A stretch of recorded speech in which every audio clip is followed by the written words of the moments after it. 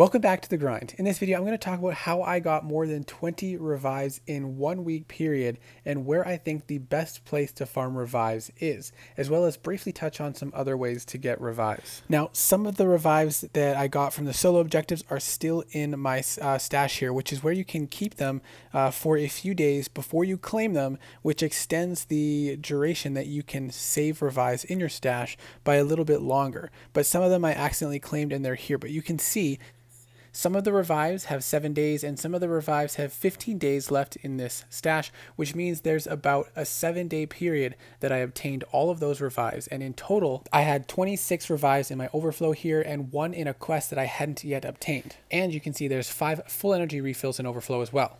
Now, I'm also going to link my other revive and item farming video, but very briefly, I'm going to touch on where you can get revives. You can get them from these 22-hour solo events, and you can get them quite easily because it's only on the 3rd tier prize that you can get them. And you can go a little bit further to get the units and the health potion as well. And then, as we mentioned, before claiming the prize, you can leave it here in your rewards, and that will stay there for about 7 days, and then in the last day, you can claim it and put it over here, and that can extend the amount of time that you can hold on to revives by about 7 days. And another way to make sure that you're maximizing your resources for more revives is to make sure you're logging in as frequent as possible for these free crystals, because they can drop revives as well. But for this video, I wanted to break down where the best place to go to farm revives was with energy. Now, there are several ways that you can do it, and I am comparing 3 different ways. The one that I typically used to use and still do use, and I quite enjoy, is Act 4, Chapter 1, Quest number 6. And this one is nice because it also drops energy refills. Now, when we go into the map, how you farm revives is you want to pick one that has a high drop rate for revives. And when you finish the quest, it refreshes the item drops on the map. And you can see actually in this one here, there is a full energy refill on the path. And on that same path, I can also collect this revive.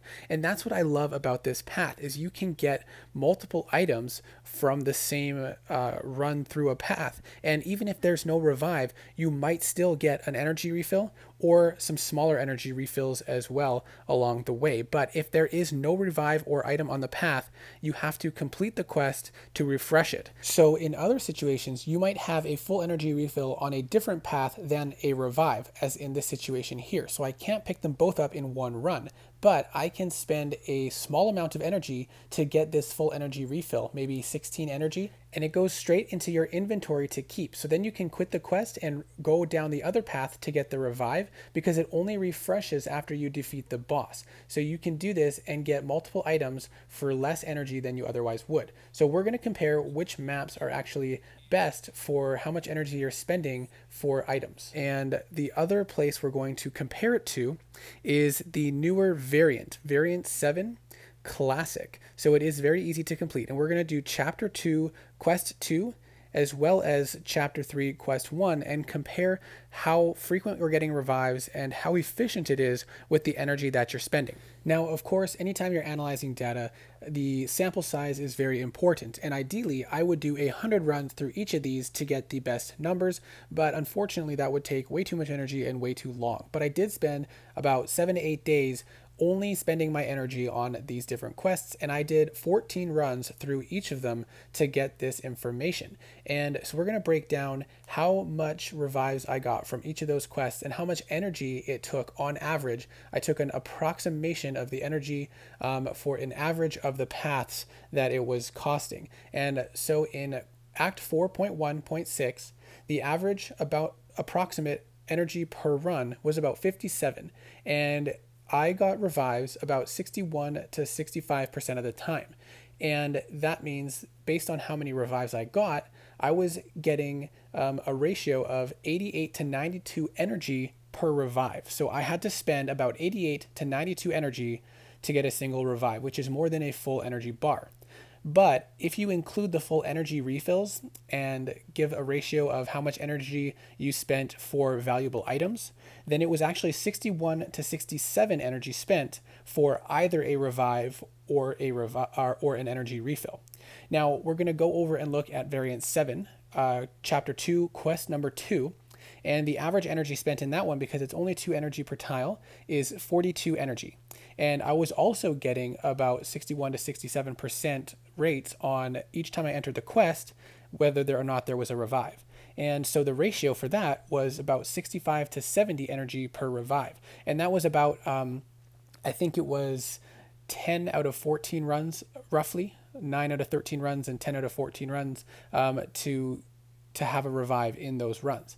And so the energy per revive was better for variant 7 chapter 2 quest number 2 than it was in act 7.1.6. However, if you also include the energy refills that we were getting, the rate of valuable items was better in act 4.1.6. So it really depends on what you care about. I also did variant 7 chapter 3 quest 1 because it was dropping revives very frequently. It was like 11 or 12 out of 14 runs. I think it was 11 out of 14 runs gave a revive, and that is very frequent. So it was about 71 to 78% of the time I was getting a revive. However, it costs more energy to go through that quest because the paths are longer and cost 3 energy per tile. So it was actually costing more energy per revive than variant 7 2.2. So this is just kind of a brief comparison and breakdown to show from my experience. And again, it's a limited number of runs through each, only 14 runs through each quest. And so if I continued going, I might hit a streak of a lot more revives, or I might hit a streak of having no revives, because that definitely can happen. I think in Act 4.1.6, I went 3 or 4 quests in a row with no revives. And then I started getting them back to back multiple times in a row, and even doubling up with energy refills and revives.